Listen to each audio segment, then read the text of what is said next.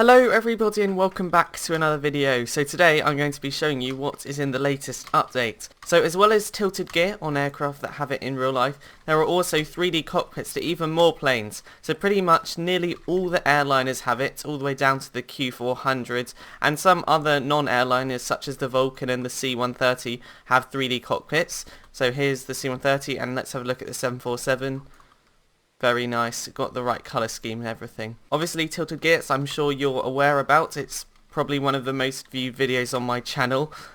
Rightly so as well, I think it's not a small thing. And obviously the improved binoculars sensitivity that I showcased in the previous video.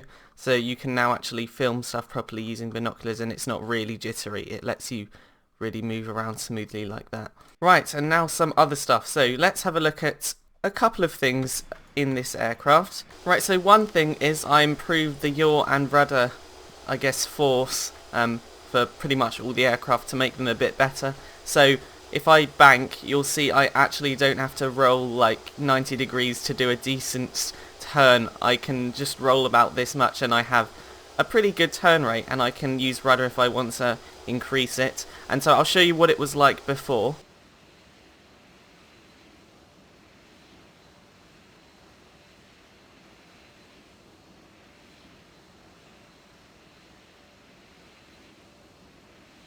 And also GPWS callouts are now back and they are improved.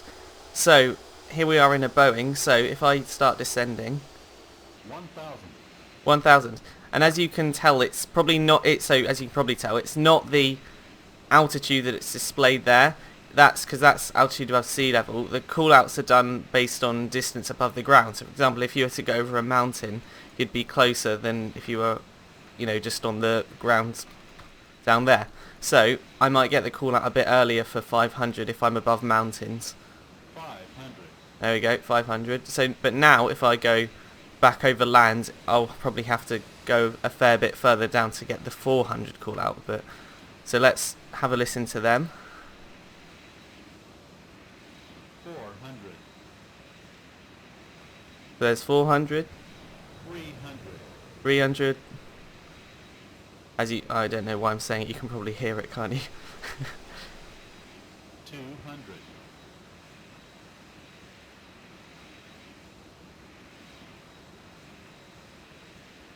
100.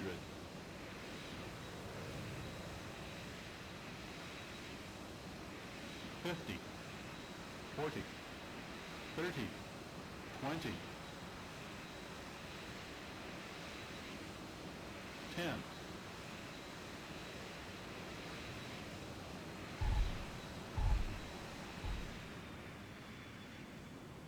So yeah, there are also different callouts for the Airbus. So let's get an Airbus of any kinds. I will go for the A330 Airlingers as that's often our test bed. It's probably the one I use the most. So I will show you them now. Right, here we are in the A330. So we're descending now. 1000. So yes, that's quite similar to the one we already had actually before we improved them. But we have, before it was just 100, 50, 40, 30, 20, 10. Now we've got the hundreds as well as the tens.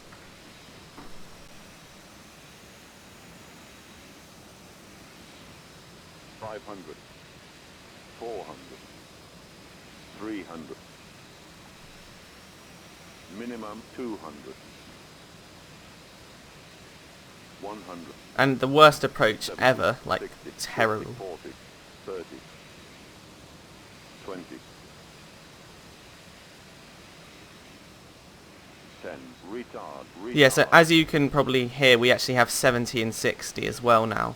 And finally, something that I thought could do with a rework. After I saw the amazing PTFS Blue Angels display team, I thought I should probably make the smoke a bit more realistic. So if I get in an aircraft with smoke, such as the F-18, so basically, if you turn on the smoke on the ground, it will still sort of shoot out the back like it has always done. However, once you actually get airborne,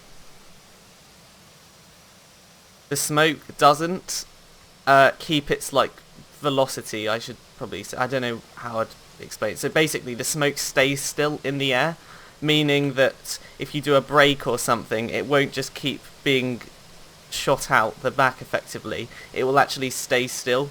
So as you can see, all of this smoke here is actually staying still in the air. So I'll show you what it was like before this change.